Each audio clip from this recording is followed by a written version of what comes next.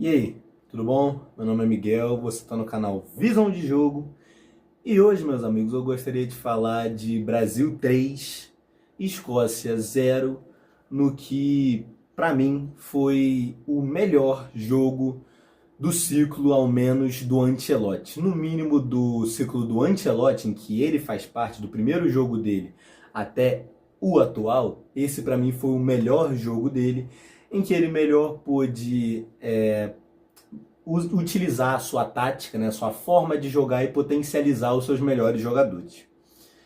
Inclusive, um deles está na capa, que é o Vinícius Júnior, né? Tá jogando muita bola nessa Copa do Mundo, já são 4 gols em 3 jogos, e eu acho que era esse Vini, eu acho não, eu tenho certeza que era esse Vini que a gente queria ver com a camisa da seleção brasileira, tá?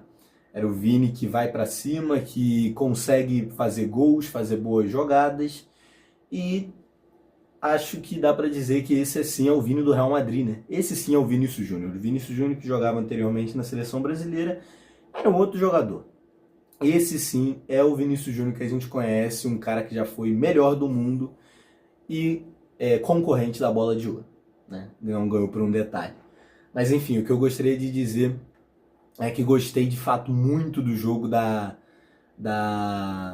do comportamento do Brasil, né, nesse jogo. Acho que foi o melhor de todos disparado, principalmente por causa da pressão alta.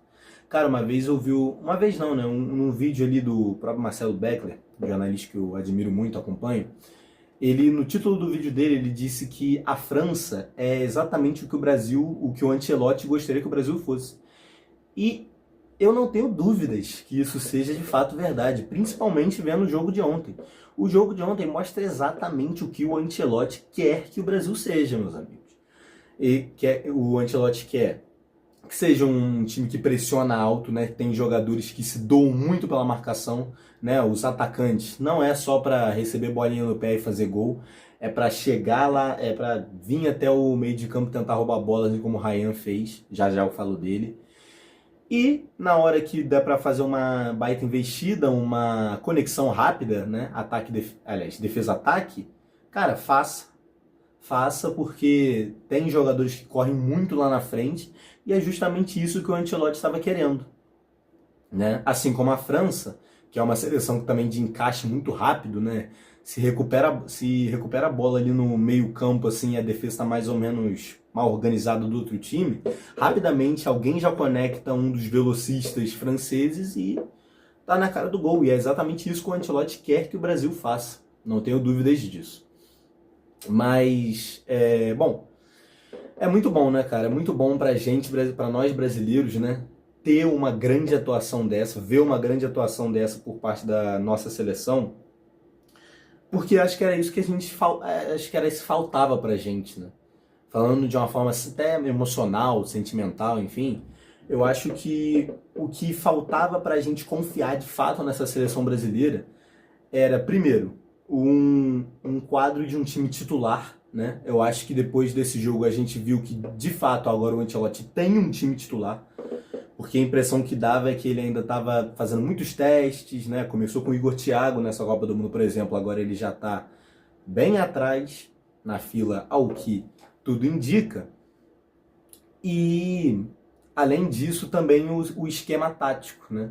Eu acho que, apesar do Ancelotti parecer gostar do esquema 4-2-4, né, que tem o Bruno Guimarães e o Casemiro somente no meio campo, e aí usa 4 atacantes, inclusive o Paquetá sendo ponta, eu acho que é muito melhor que ele use o 4-3-3, tá?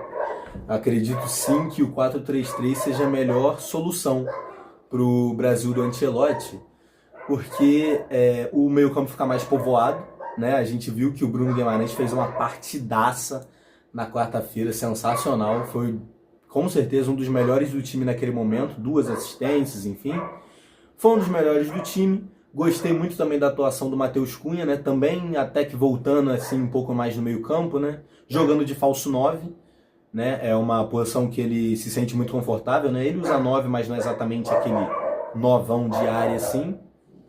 Só um minuto. Voltei, pessoal. Desculpa aí. Acho que até vocês ouviram que a cachorrada da vizinhança que tava latindo muito. Eu pretendo comprar um microfone, tá? Aí isso aí vai mudar, eu prometo. Mas enfim, gostei muito da atuação do Matheus Cunha, né? Que voltou também para ajudar no meio-campo, né? Como eu disse, ele não é um 9 de área como um Igor Thiago ou de repente até o Endrick. Não é, não é esse cara, ele é um falso 9 que ajuda a criar oportunidades e de vez em quando também infiltrar, né? Quando alguém como o Vinícius Júnior, por exemplo, recebe a bola para tocar para ele, ou o Bruno Guimarães, como foi o caso desse último jogo. Cara, atrás, falando da parte defensiva do Brasil, de fato me preocupa um pouco, tá? Porque, tudo bem, é certo que afirmar que a Escócia, uma das principais armas ofensivas da Escócia é justamente a bola parada, né? É uma seleção que joga num bloco baixo, né? Um bloco defensivo baixo, e tenta arrumar alguma coisa justamente nas bolas paradas. De repente uma falta próxima da área ou principalmente um escanteio. Eu sei disso, mas o fato é que a nossa linha defensiva não ganhou nenhuma ou quase nenhuma, pouca ou quase nenhuma bola aérea. Né? As bolas aéreas, até eu vi o Bruno Guimarães, se não me engano, repercutindo isso na entrevista pós-jogo, de fato era um quesito que a seleção brasileira ainda enfrenta dificuldades, né?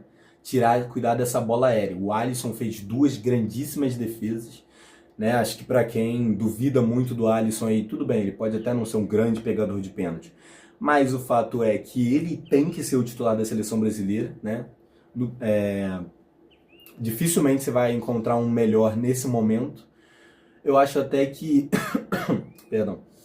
Eu acho até que no Brasil tinham boas escolhas, né? De repente para terceiro goleiro ou até segundo lugar do Ederson, como o próprio Fábio do Fluminense, Léo Jardim do Vasco, também acho um grandíssimo goleiro. Mas enfim, o fato é o Ancelotti escolheu seus 3 goleiros e o Alisson é o titular, e eu acho que com muitos méritos, tá? Fez 2 grandes defesas que salvaram o Brasil de repente complicar um pouco um jogo que estava garantido e se complicar principalmente na questão do saldo de gols, né? Porque o Marrocos ainda terminou o jogo dele com 4-2, né? 4-2 no placar, e ficou com 2 a mais de saldo, né? Se não me engano, o Marrocos ficou com 3 de saldo e o Brasil ficou com 6. Se eu não me engano, é isso mesmo. Enfim, Haiti, inclusive, ajudou muita gente, né? Mas, bom, quanto à linha defensiva é isso. Eu acho que o Danilo e Douglas Santos, né? Os 2 laterais da seleção fizeram uma partida muito boa, né? Eu acho que, assim, claro, eles não são Marcelo, não são Roberto Carlos, não são Cafu, né? Não é nenhum lateral que vai ficar marcado para a história da seleção, assim, mesmo que ganhe o título, como são esses caras, essas lendas do futebol brasileiro. Não acho que são, mas são laterais corretos, né?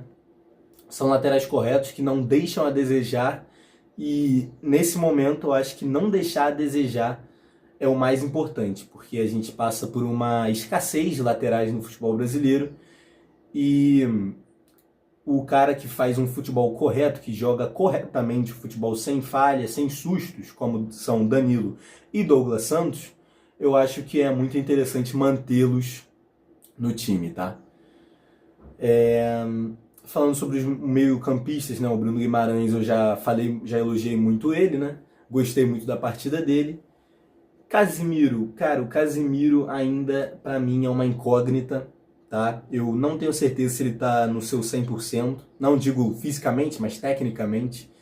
De vez em quando ele erra umas jogadas ali, de repente um lançamento, algo assim que não pode errar, né? Uma coisa é errar contra a Escócia, outra coisa é errar contra uma França, de repente, ou até com a Noruega, que se ficar em segundo, é o adversário que o Brasil vai pegar nas oitavas de final.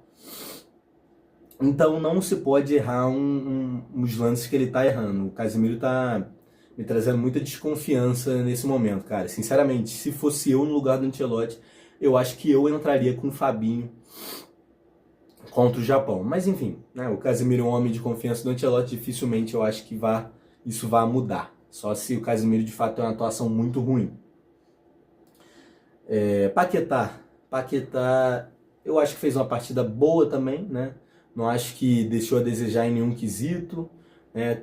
Muita gente criticou ele, principalmente depois do jogo contra Marrocos, né? Ele, o Casemiro e o Rafinha.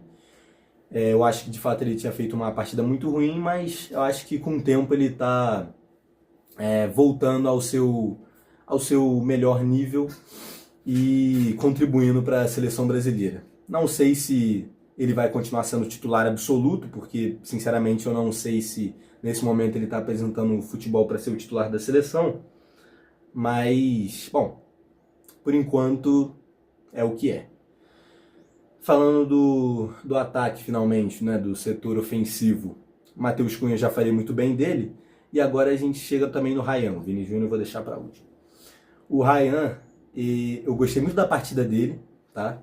Eu tava até um pouco receoso porque, bom, o Ryan é um jovem, né? É o segundo jogo de Copa do Mundo dele, a primeira Copa, enfim. Tava com medo dele de repente sentir uma pressão, mas o fato é que ele jogou bem demais, né?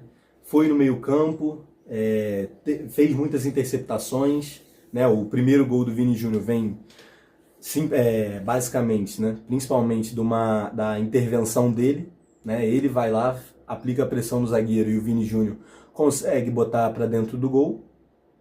Então, gostei muito da partida dele, né. Eu acho que o Ancelotti, eu estava até em dúvida, né, por que o Ancelotti tinha deixado, de repente, o Luiz Henrique para trás nessa fila e feito o Ryan dar um passo à frente. Mas eu acho que de fato é por conta da pressão que ele exerce, né? O Ryan é um cara que marca, né? Que vai em cima do zagueiro, do lateral, enfim, muito mais do que o Luiz Henrique. Eu acho que é isso, essa impressão que a partida deixou. Finalmente falando do Vini Júnior, o melhor jogador do Brasil nessa Copa do Mundo, acho que sem muitas dúvidas. 4 gols em 3 jogos, 4 gols na fase de grupos, está se juntando com os artilheiros, né?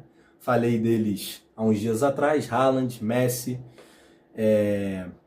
e Mbappé, né? O Cristiano Ronaldo não vou citar aqui porque ele tem somente 2, mas se junta aos artilheiros, poderia até ter feito 3, mas o árbitro de vídeo resolveu anular bizarramente o gol do Brasil, que, assim, sinceramente, não vejo explicação alguma para ter anulado aquele gol.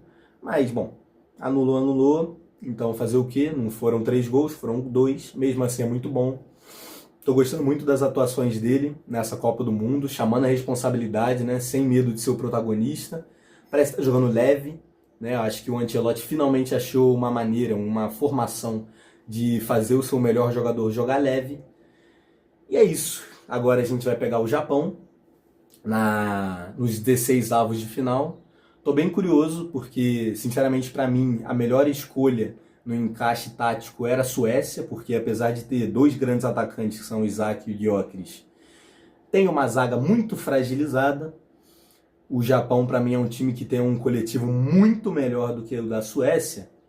Mas, bom, o fato é que a gente vai pegar o Japão. Também, não acho que também precisa morrer de medo, porque a seleção brasileira é superior, mas tem que ficar ligado. Não pode entrar de salto alto, porque é uma seleção que está muito organizada, está com bons jogadores, né? O Ueda ali está jogando muito bem, mesmo sem o Mitoma, eles ainda assim estão atuando muito bem nessa Copa do Mundo, fizeram uma boa primeira fase. E é isso. Segunda, 2 horas da tarde, para quem não sabe, vai ser o jogo. Eu te espero lá. Vou fazer a análise desse jogo, obviamente, perdendo ou ganhando, espero que ganhe. E é isso, meus amigos. Um abraço, espero te ver no próximo vídeo. Se você gostou, considere deixar seu like, se inscrever no canal. Abraço